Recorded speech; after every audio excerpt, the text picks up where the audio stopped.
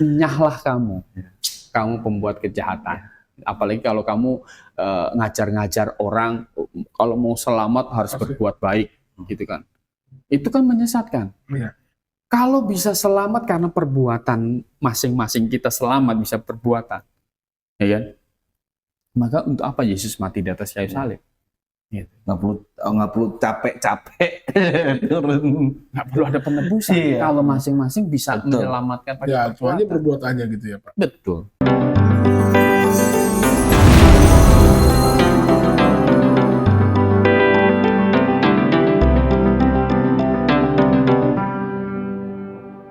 Baik, saudara, kita masuk ke bagian ketiga dari judul tema adakah keselamatan di luar Kristus?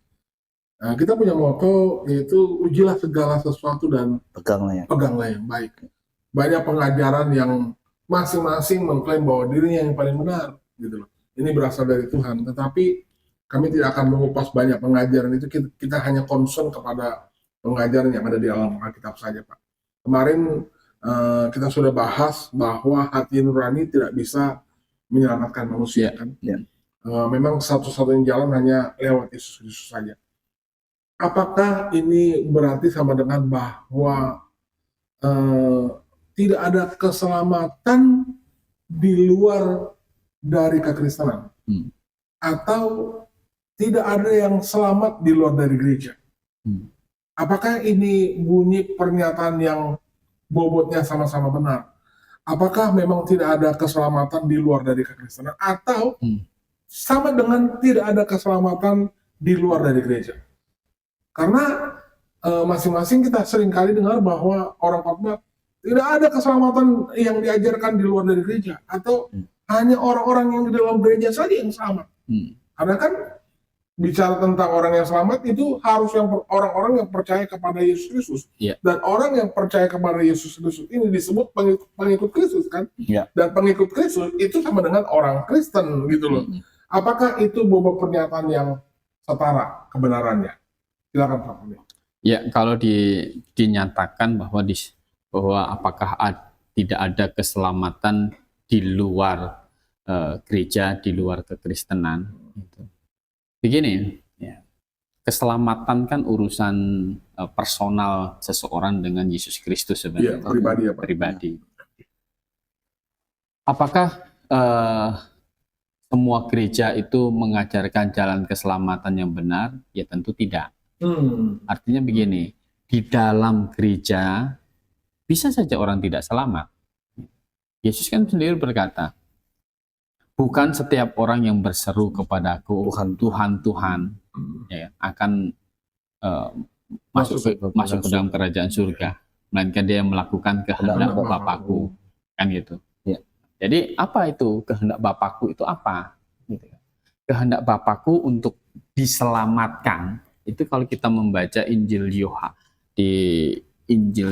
Yohanes pasal yang ke-6 itu, 29. Jawab Yesus kepada mereka, inilah pekerjaan yang dikehendaki Allah, yaitu hendaklah kamu percaya kepada Dia yang telah diutus oleh Allah. Iya, jadi ini hendaklah kamu percaya kepada Dia yang telah diutus oleh Allah. Ya, percaya. Gitu. Jadi kalau mengaku dengan mulut gitu kan, Tuhan, kan kata Tuhan Yesus, aku bernubuat demi namamu, usir setan demi namamu, mengadakan mujizat demi namamu. Tuhan bilang, nyalah kamu pembuat kejahatan. Gitu. Mengapa? Ini adalah orang yang tidak percaya Yesus dengan sungguh-sungguh. Kok kenapa nggak percaya? Mereka disebut nggak percaya Yesus, Pak? Kan belum Tuhan. Karena begini, kan pada akhir zaman. Pada akhir zaman itu berarti bukan bicara pada zaman Yesus. Bukan. Gitu, ya. Itu bicara bahwa nanti setelah Alkitab selesai ditulis, gitu, ada orang yang berseru-seru begitu, pakai nubuat, mengadakan mujizat demi nama Yesus, mengusir setan demi nama Yesus, tapi dihitung tidak percaya. Kenapa? Karena berarti dia percaya bahwa di luar Alkitab ini masih ada firman dari Yesus Kristus, kan salah. Gitu. Padahal yang kalau kita percaya Yesus Kristus, Ya kan? Maka Wahyu pasal 22 ayat 21 itu adalah firman Tuhan yang terakhir. Ya, udah final ya, Pak. Udah final gitu. Jadi kalau akhir zaman ya, di mana Alkitab sudah selesai ditulis, dia masih berseru-seru, masih bisa bernubuat gitu kan. Mengusir setan dalam nama Yesus seperti rasul-rasul gitu kan. Jadi dia memposisikan diri, dia itu pengganti rasul. Punya kuasa. Punya kuasa. Gitu. Dikasih otoritas dari Tuhan. Ini palsu. Gitu loh. Ini bukti dia tidak percaya kepada Tuhan. Jadi tidak mungkin Tuhan zaman sekarang ini kasih nubuatan lagi, Betul, kasih kuasa seperti rasul-rasul lagi kepada Iya. orang Kristen, bahkan Betul. sekalipun. betul. Karena otoritas Tuhan itu kepada rasul itu adalah untuk mendongkrak firman Tuhan yang sedang mereka sampaikan. Waktu itu belum lengkap firman Tuhan yang tertulis itu. Gitu. Jadi setelah Yohanes itu rasul Yohanes terakhir, rasul terakhir, maka tidak ada rasul lagi. Begitu. Siapapun yang berseru-seru dapat firman Tuhan itu pasti palsu. Gitu. Maka Tuhan Yesus bilang, "Nyahlah, aku tidak mengenal kamu." Jadi yang menurut Yohanes 1:12 bagaimana, Pak? Karena akhirnya mereka bilang kan di Yohanes 1:12 sudah dibilang yang semua orang yang menerimanya diberinya kuasa menjadi anak-anak Allah. Ya kalau jadi anak-anak Allah berarti kan punya kuasa tuh kan katanya kan. Iya. Nah kuasa bapaknya bisa ngusir setan, ya anaknya ya pasti bisa kan. Anak ini gimana ini, Pak? Punya kuasa seperti bapaknya. Iya. Itu kuasa menjadi anak-anak Allah. Iya. Tadinya kita sebelum kita percaya Yesus Kristus, ya kan, kita adalah bagian dari si jahat kan gitu kan. Nah kemudian setelah bertobat, percaya Yesus, maka kita ini diberi kuasa bukan menjadi Allah. Kalau dapat kuasanya kan kayak menjadi Allah. Ini diberi kuasa menjadi anak-anak Allah. Artinya apa? Kita bisa berkata kepada Allah itu sebagai Bapa kita, gitu.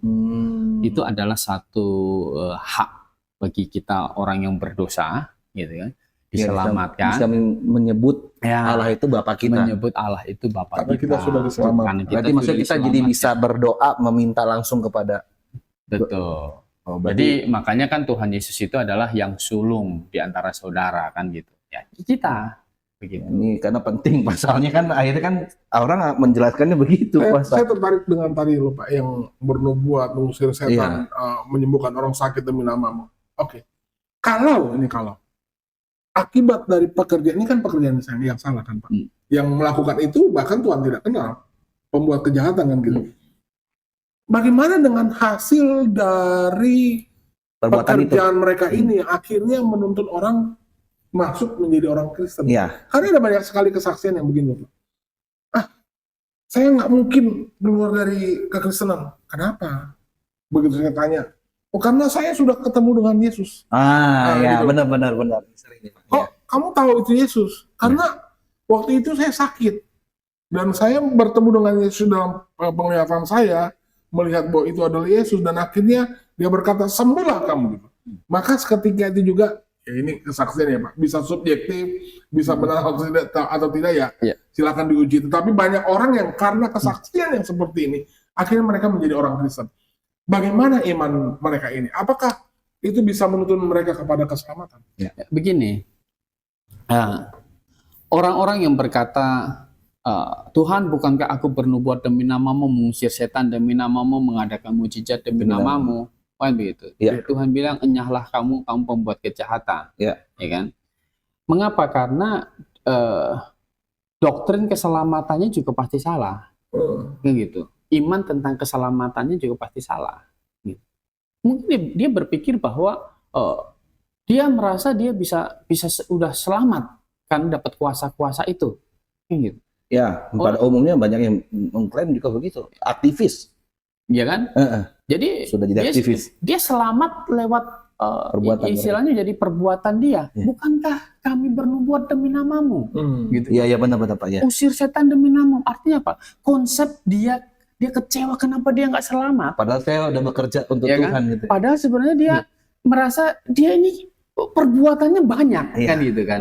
Berarti dia mengandalkan perbuatan dia untuk selamat gitu kan. Iya benar. Di samping dia itu menyesatkan karena Tuhan sudah tidak berfirman lagi, maka konsep dia diselamatkan itu juga salah. Artinya dia diselamat lewat usaha dia. Ya benar. Kan begitu. Dia merasa berjasa ya Pak. Dia merasa berjasa. Kok nggak selamat katanya. Iya Nah, benar itu kan- benar. Itu kan sebuah kesalahan konsep di dalam bagaimana dia Walaupun diselamatkan. itu pada akhirnya menuntut orang akhirnya masuk menjadi orang Kristen gitu. Begini, yang bernubuat demi nama Yesus itu kan kalau ditulis dilihat, coba lihat KTP-nya kan gitu. Agamanya Kristen kan gitu. Tetapi Tuhan bilang ini nggak selamat ini. Berarti dia dalam pandangan Tuhan ya dia belum menjadi seorang Kristen. Gitu. Betul. Di KTP-nya dia Kristen, dia masuk gereja, ya kan? Oh, pasti dia melayani di dalam gereja. Nah, ini Kristen KTP gitu. Oke, ini Tapi sebenarnya secara personal, iya, iya. iman keselamatannya itu pasti salah. Iya, Gitu. Karena dia berkata dia mau Gembor-gemborkan jasanya dia. jasanya untuk diselamatkan. Oke. Kita bilang oke, ini kita bisa terima. Kan tadi Pak Gembala Kurnia bahas terus soal pengajaran yang dilontarkan oleh gereja yang salah. Sekarang kita fokus ya Pak.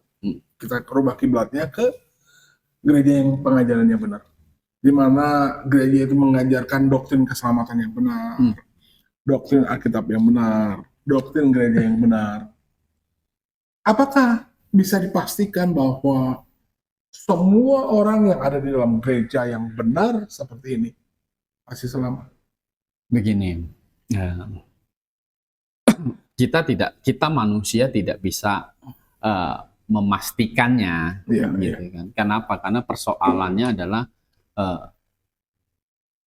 keselamatan itu adalah keputusan pribadi. Rasul Paulus bilang, berilah dirimu didamaikan dengan Allah. Gitu.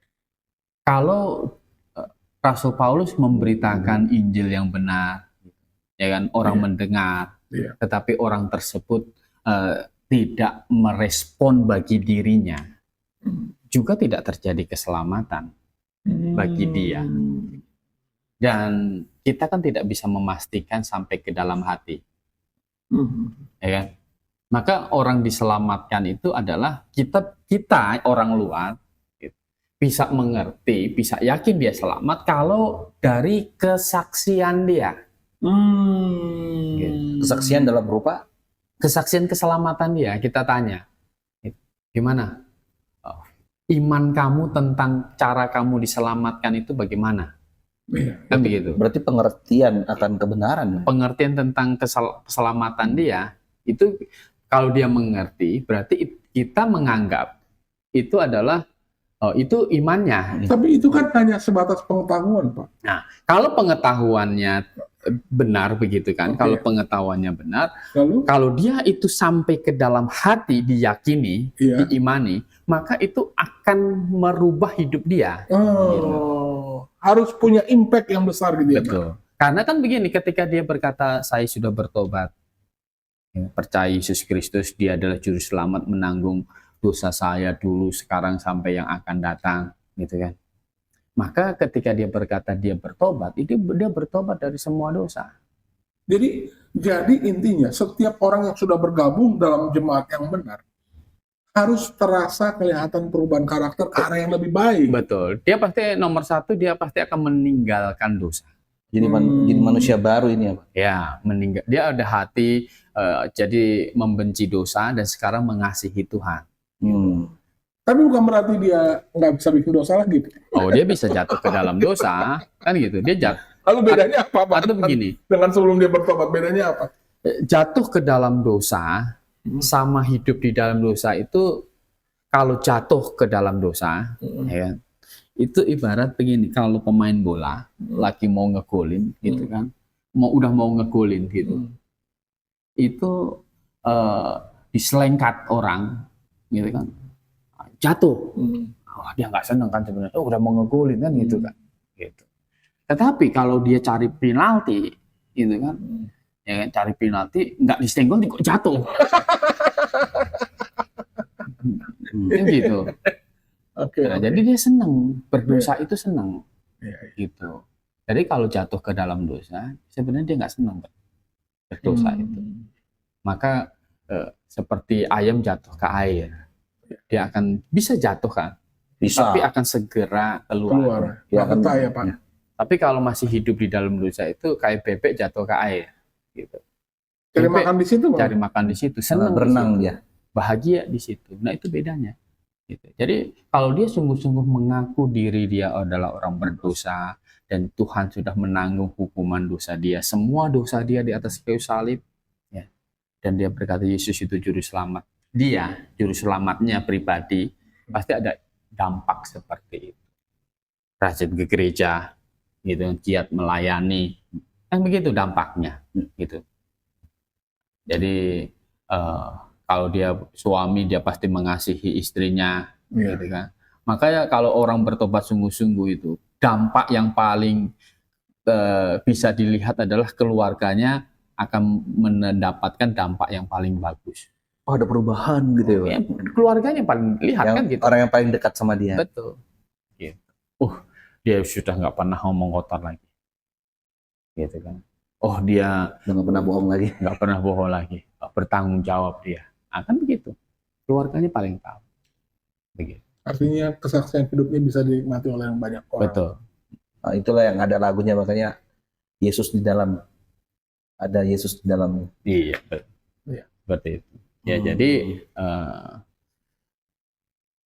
di gereja, ya kan, di gereja yang benar saja kalau orang nggak sungguh-sungguh bertobat dan percaya juga tidak diselamatkan. Sekalipun gerejanya itu udah mengajarkan pengajaran yang benar, Pak Riko. Tadi kan Pak Riko Apalagi di tadi gereja yang salah ya Pak. Apalagi nggak pernah mendapatkan pengajaran yang benar tentang keselamatan, itu mustahil orang diselamatkan.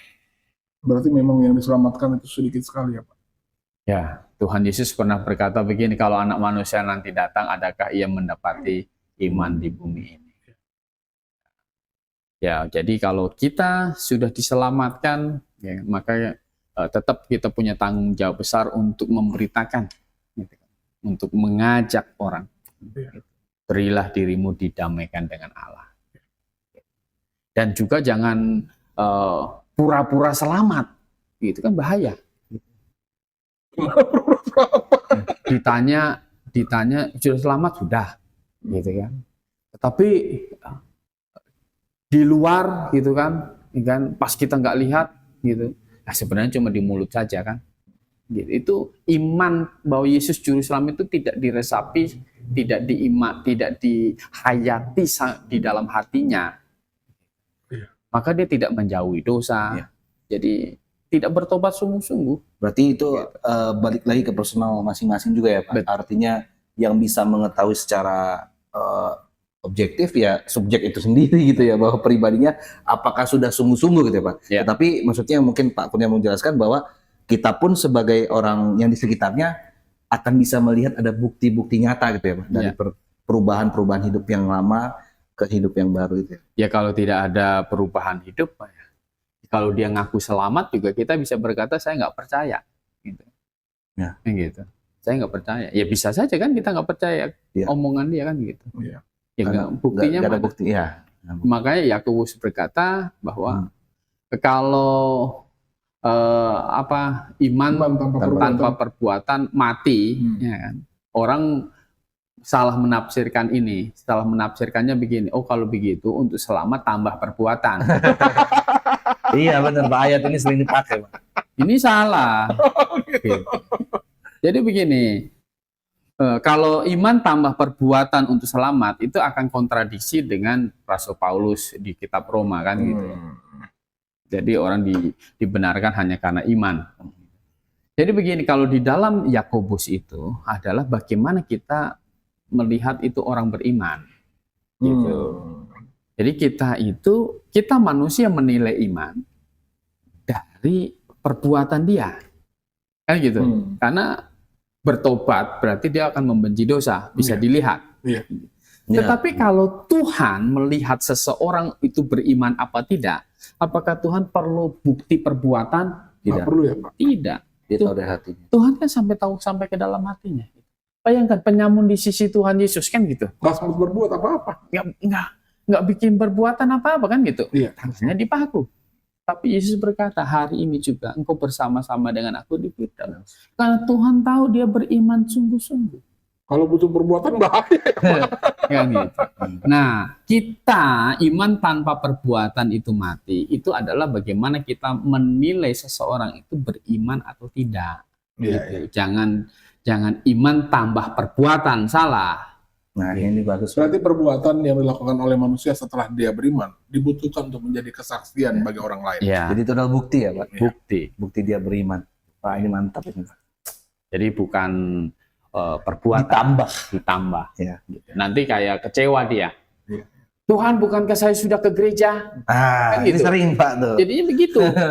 Udah kasih perpuluhan. Udah kasih persepuluhan kata Tuhan, ya kan? Kalau kamu bikin semuanya itu untuk selamat, Jadi nggak selamat malah. nyahlah kamu. Kamu pembuat kejahatan. Apalagi kalau kamu ngajar-ngajar orang, kalau mau selamat harus berbuat baik, gitu kan? Itu kan menyesatkan. Iya.